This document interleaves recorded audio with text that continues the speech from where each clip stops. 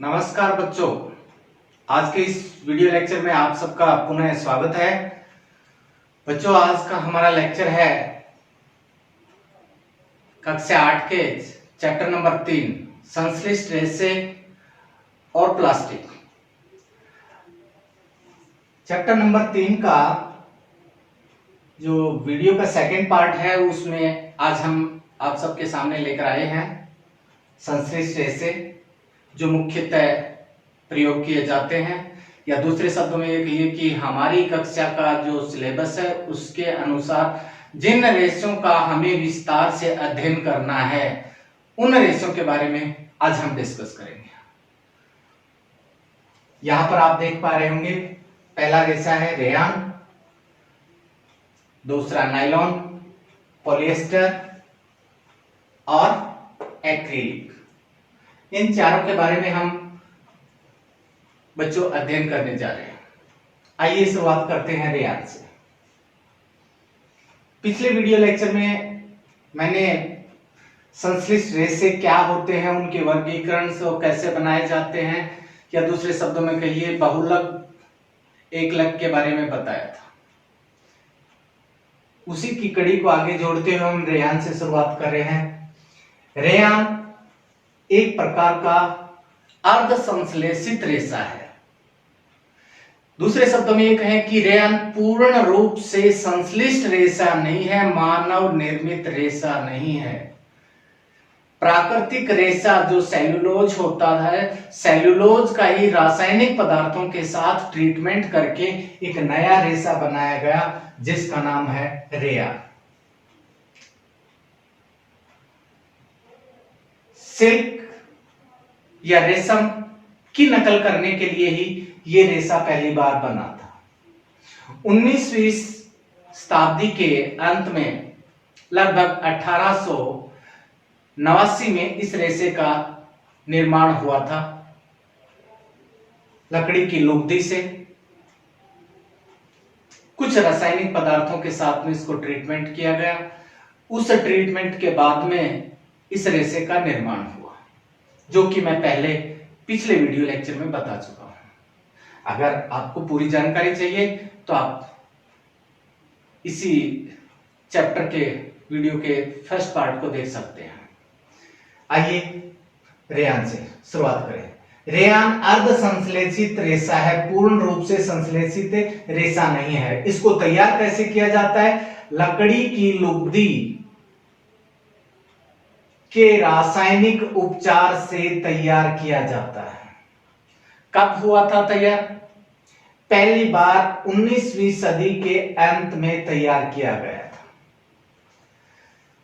जब इस रेशे को तैयार किया गया, इसका रंग, रूप, स्वरूप, प्रकृति जो कुछ थी वो सब रेशम से मिलती जुलती है। इसलिए शुरुआत में इसका नाम कृत्रिम जो रेशम है इस नाम से इसको पूरे विश्व में प्रसिद्ध कर दिया गया, लोकप्रिय बना दिया गया। लेकिन रेशम की अपेक्षा ये काफी सस्ता है। जिस तरह से रेशम को अलग अलग रंगों में रंगा जा सकता है, इसको भी रंगा जा सकता है। आजकल आप जो परिधान देखेंगे, जो रेशमी परिधान होते हैं, वैसे ही परिधान मार्केट के अंदर से अलग अलग कलर में उपलब्ध हैं। वे सभी किसके बने हुए हैं? रेयान से बने हुए हैं। कपड़ों के ऊपर कढ़ाई का काम होता है, ओजरी का जितना भी काम होता है, उसमें जो धागे प्रयोग किए जाते हैं, रंग बिरंगे चमकीले जो धागे होते हैं, वे रेयान के ही बने हुए होते हैं। ये काफी हल्का और मुलायम होता है और मजबूत भी होता है।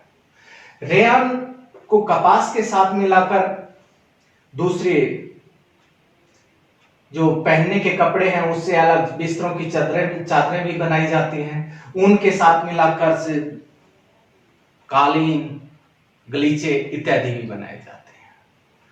लेकिन बच्चों, ये सस्ता होने की वजह से धीरे धीरे क्या हुआ, मार्केट में इसकी वैल्यू कम होने लगी। क्यों? क्योंकि मानव स्वभाव है, कोई भी वस्तु सस्ती अगर मार्केट में मिलती है तो मानव ये सोचता है ये इसकी क्वालिटी है, इसकी इतनी बढ़िया क्वालिटी नहीं है, इतना बढ़िया रेशा नहीं है। इस वजह से आजकल रेयन मार्केट के अंदर एक घटिया नजर से, इंफीरियर नजर से भी देखा जा रहा है। क्यों? क्योंकि सब कुछ रेशम जैसा है और लेकिन सस्ता होने की वजह से इसको थोड़ा सा हीन भावना से देखा जाता है। लेकिन सन 1925 के आसपास ये जो कृत्रिम रेशम है, जो रेयान का पहले जो नाम था कृत्रिम रेशम, इसको बदल के रेयान नाम दे दिया गया था। ठीक है बच्चों, रेयान क्या है? कृत्रिम रेशम है, रासायनिक उपचार से बनाया गया है, अर्धसंश्लेषित रेशा है, लकड़ी की लुगदी के रासायनिक उपचार से बनाया है, काफी मुलायम होता है, रेशम की तरह से हल्का होता है। एक खास बात और, रेशम की तरह से टिकाऊ भी होता है, लंबे लंबे रेशे भी तैयार किए जाते हैं। दूसरा, हमारे शरीर के ऊपर अगर रेशम इससे रेयान से बना कोई कपड़ा डाल लेते हैं तो ये हीट को अब्सॉर्ब नहीं करता, हीट को अवशोषित नहीं करता, यानी इसको गर्मियों में भी पहने तो भी हमें ठंडा महसूस होगा, सर्दियों में पहने तो भी हमारे शरीर के लिए अनुकूल होगा, काफी मुलायम और वातानुकूलित रेशा होता है। ठीक है बच्चों, इसके बाद हम चलते हैं नायलॉन पे। नायलॉन पहली बार बनाया गया एक पूर्ण संश्लेषित रेशा है, यानी मानव द्वारा निर्मित रासायनिक पदार्थों से बना पूर्ण संश्लेषित रेशा है। जबकि रेयान कौन था? अर्ध संश्लेषित रेशा था, क्योंकि एक प्राकृतिक रेशा पॉलीमर जिसको आप सेल्यूलोज कहते हैं उससे तैयार किया गया है, जो लकड़ी की लुगदी के अंदर था। ये पहली बार जो तैयार किया गया रेशा है मानव द्वारा निर्मित कृत्रिम रूप से बनाया गया पूर्ण रूप से रासायनिक पदार्थों से। ठीक है बच्चों, सन 1931 में इसको तैयार किया गया। हालांकि तैयार तो पहले भी कर लिया था, लेकिन से मार्केट में आने से पहले या वैज्ञानिक काउंसिल है उसमें इसको नायलॉन शब्द के रूप में मान्यता 1931 में दी गई। कोयले के उत्पादों से तैयार किया गया है, पानी और ऑक्सीजन के साथ में इसकी अभिक्रिया करवा के। काफी मजबूत रेशा है, टेंसाइल स्ट्रेंथ इसकी बहुत ज्यादा है बच्चों, और इसी टेंसाइल स्ट्रेंथ की वजह से इसके लंबे लंबे रेशे रस्सियां बनाई जाती हैं। पहाड़ी प्रदेशों में पर्वतारोही जिन रस्सियों का प्रयोग करते हैं, इसी प्रबलता, इसके प्रबलता के गुण के कारण ये बनाए जाते हैं। अगर जितनी पतली रस्सी लोहे की ली जाए या दूसरे शब्दों में इस्पात से बनी हुई और उतनी ही पतली या उतना ही पतला रेशा नायलॉन का लिया जाता है तो नायलॉन मजबूत होता है इस्पात से भी ज्यादा। ये पर्दाश्त भी है, इसमें थोड़ी सी लचक भी है, खिंचाव भी है, हल्का भी है, ये रेशा चमकीला है। अगर पानी से इसको धोया जाए तो धुलने में बड़ा आसान है, सुविधाजनक। पानी इसके साथ चिपकता नहीं, जल्दी ही साफ हो जाता है, जल्दी सूख जाता है। मैं पहले भी बता चुका हूं, इसके जो तार होते हैं वो इस बात से भी काफी मजबूत होते हैं। इसी वजह से पर्वतारोही जिन रस्सियों का प्रयोग करते हैं वो नायलॉन से बनी रस्सियों का ही प्रयोग करते हैं। इससे कौन कौन से उत्पाद जो बनाए जाते हैं? पैरासूट भी बनाए जाते हैं, पर्दे बनाए जाते हैं, जुराबे। आप जो स्कूल यूनिफॉर्म के लिए जो जुराबे पहन के आए, लगभग सभी की जुराबे किसकी बनी हुई है? नायलॉन की बनी हुई है।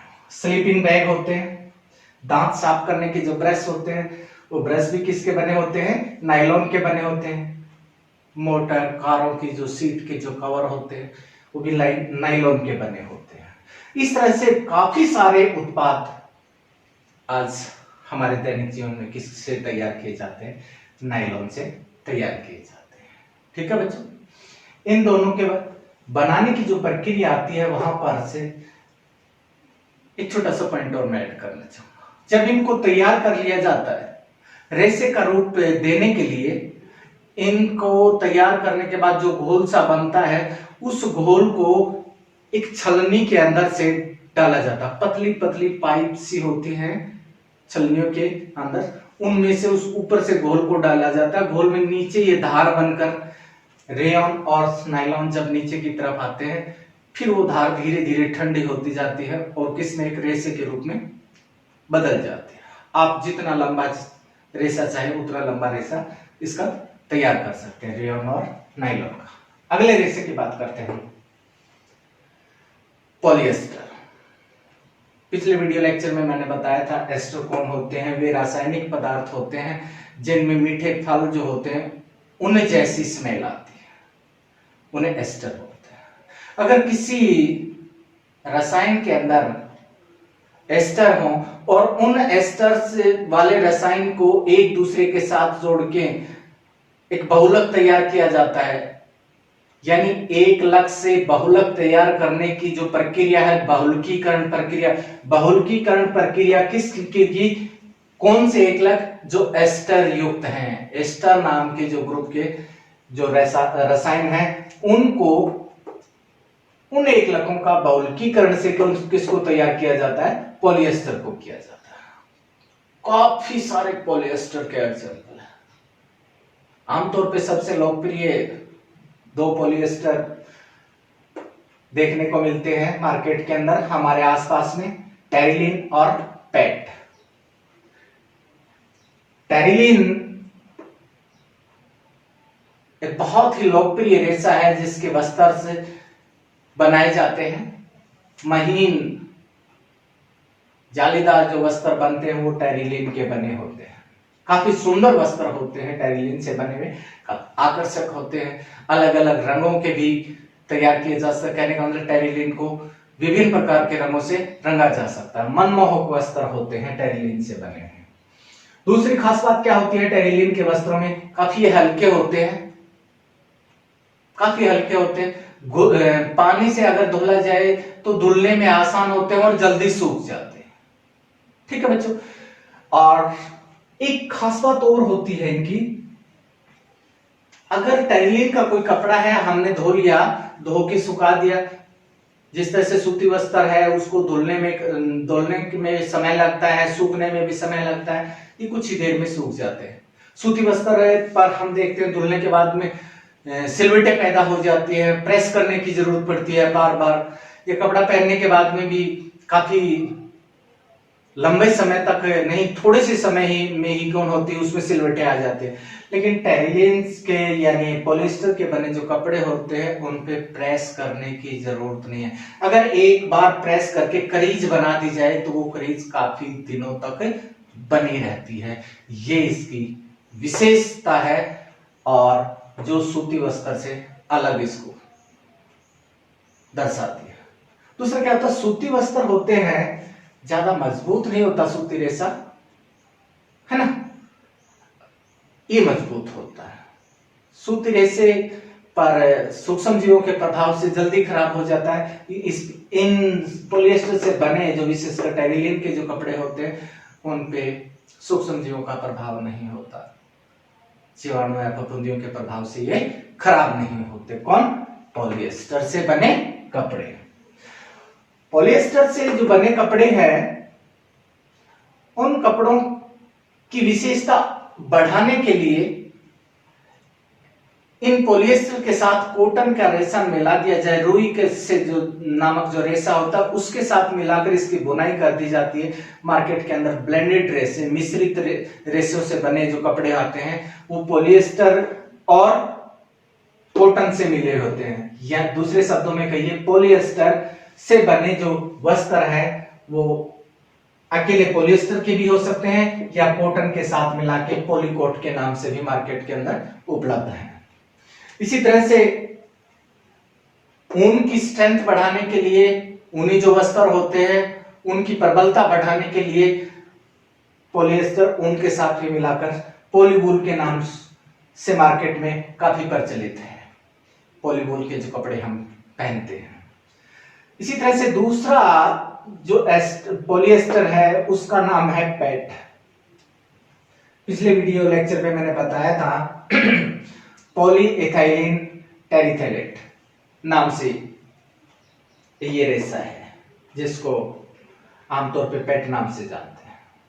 आपके घर में पानी डालने की बोतल होगी, किचन के अंदर खाद्य पदार्थ डालने के जो प्लास्टिक के जो जार होते हैं, काफी अच्छी क्वालिटी के जार जो माने जाते हैं, वो पेट से ही बने होते हैं। तो ये कहिए कि पेट से, इस रेसे से क्या क्या बनाया जा सकता है। पानी पीने की बोतल है, कोल्ड ड्रिंक की बोतलें हैं, काफी सारे बर्तन भी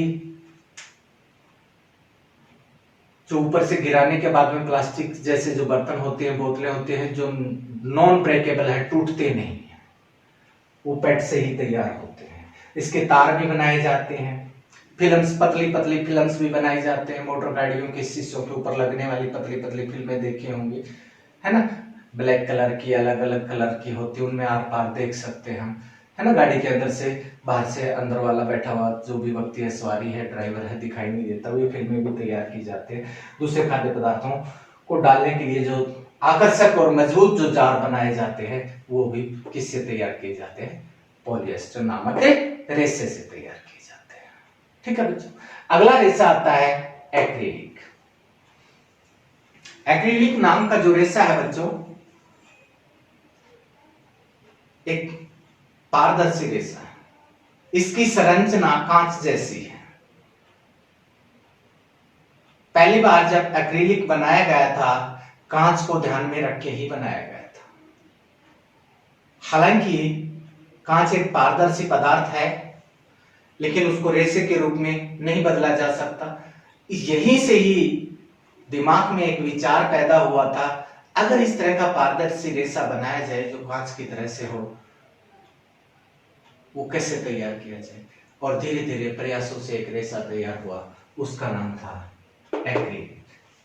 जिस तरह से पॉलिएस्टर एस्टर ग्रुप से के बहुलकीकरण से तैयार किया जाता है, उसी तरह से एक्रिलिक नाम का जो रेसा यहां हम जो डिस्कस करने जा रहे हैं, ये कौन है,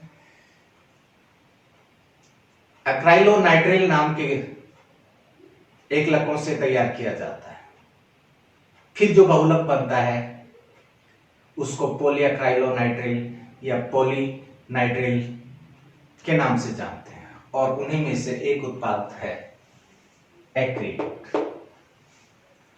जब एक्रिलिक को रेसे के रूप में बनाया जाता है, तो जो ऊन भेड़ से प्राप्त या बकरी से प्राप्त या अन्य जंतुओं से जो ऊन प्राप्त होती है, उस ऊन जैसा ही दिखाई देता है, बिल्कुल ऊन के समान प्रदर्शित होता है। हम इसको देखकर ये नहीं बता पाते ये ऊन है या कोई कृत्रिम रेशा है, यानी एक्रिलिक ऊन के समान दिखाई देता है। लेकिन ये कृत्रिम रूप से तैयार किया गया है, तो एक्रिलिक को कृत्रिम ऊन भी कहा जाता है। ऊन की अपेक्षा काफी सस्ता, हल्का और मजबूत रेशा है। यानी ऊनी जो रेशा होता है उस वो मजबूत नहीं होता, खींचने के बाद टूट जाता है, ज्यादा स्ट्रेंथ नहीं होती उसकी। ठीक है बच्चों, और ये एक्रिलिक है, काफी सस्ता है, हल्का है, ऊन की अपेक्षा मजबूत होता है, इसलिए टिकाऊ रेशा है, सुविधाजनक और आरामदायक है। जब इस रेशे से बने ऊनी वस्त्र हम स्वेटर के रूप में, कंबल के रूप में, चादर के रूप में, जैकेट के रूप में, है ना, मफलर के रूप में,